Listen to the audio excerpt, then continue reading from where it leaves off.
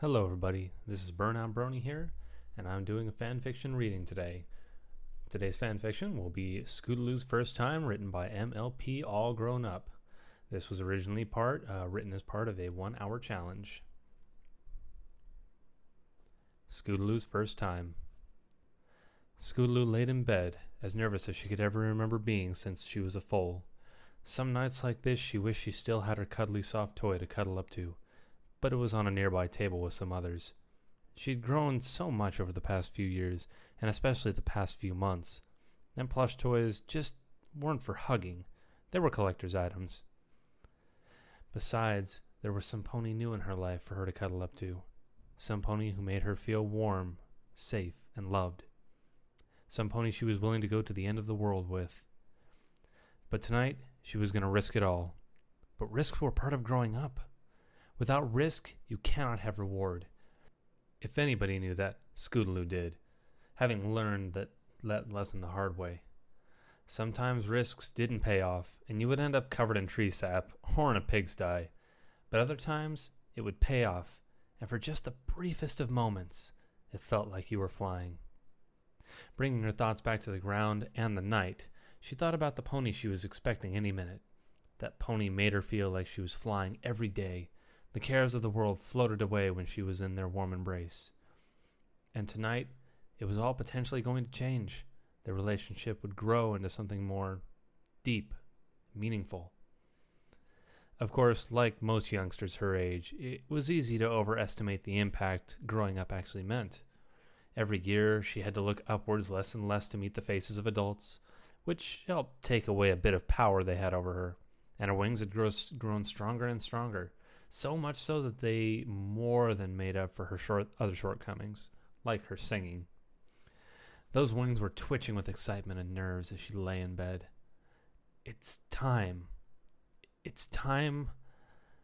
Think about everything that's changed and how this is the next step. And it was true.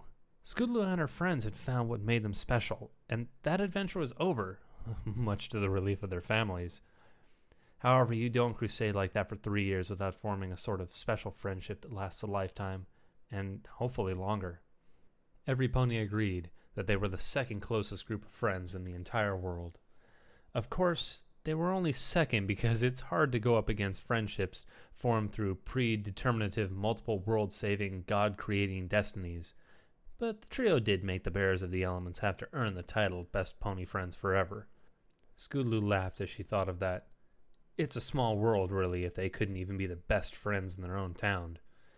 And it must even seem smaller for Twilight and the others. She thought of them and started to reflect on their relationships she had formed with them, with every pony. Scootaloo had always had trouble with relationships. Losing your mother and father at such a young age can do that to a filly, and Scootaloo had been in and out of trouble throughout her entire life. But one event had changed all that, and everything had changed at Diamond Tiara's quinceañera. Once the unbreakable trio had formed, Scootaloo found it easier to let others into her life. And now, here she was, in bed, waiting, to take this relationship up a notch. Tonight had to be the night. Scootaloo looked through the open curtains at Luna's moon high in the night, reflecting on what she had learned from the Princess of the Night. Face your real fear. Scootaloo had always faced some of her fears, but what did she really fear the most? Being alone. Again. Rejection. Of course, her family hadn't rejected her. It wasn't their choice to leave her as a foal, and she looked forward to seeing them again in the great stable beyond. And the other children didn't deliberately reject her. She was different from them, and that made them nervous. And she understood she couldn't go to summer flight camp like the other Pegasi, and had to stay on the ground. But understanding something as a youngster, and understanding it as much as a filly can, doesn't make it hurt any less. Scootaloo found herself getting nervous as she reflected on sadder times, so she reached over and took a drink of water from the glass beside her bed. No, Scootaloo, it's time, she told herself. The rest of the class can do it, so why can't I? I'm no less special than they are. Don't I deserve the same? The same happiness? Scootaloo tried to rally herself up. She knew all too well the problems of being different. after all the troubles the bullies had caused her and her friends. She was thankful that they hadn't picked up on this insecurity yet, and she hoped that perhaps even they realized there were some lines that were not to be crossed. A smile formed. No, it's time. It has to be tonight. There's no going back. Scootaloo was not a silly filly and knew that once it was done, it could never be undone. Things would never be the same again. Things should be so much better. The first time would be the hardest, but things would only get better after that. They'd be more natural. The door opened, and Scootaloo's heartbeat quickened as a shadow in the door came towards her, the outline of the other pony just visible in the moonlight. She heard the visitor say something, but Scootaloo was far too distracted to really pay attention. Besides, she knew what they had said. It's time, Scootaloo thought to herself, and took the plunge. Good night, Mom, she replied, as the sheets were being tucked in around her. Rainbow Dash froze, having never heard those words from her daughter. Mom? The mare replied quietly, as if not believing her ears. Scootaloo smiled up at her, never seeing the elder in her family this stumped before. Yes, Mom. I think it's about time, don't you? Of course, Rainbow had had Scootaloo under her wing for a while now, and the filly had moved in with her over a year ago. It wasn't an official adoption. Such things took too long in the bureaucratic nightmare that governed the land.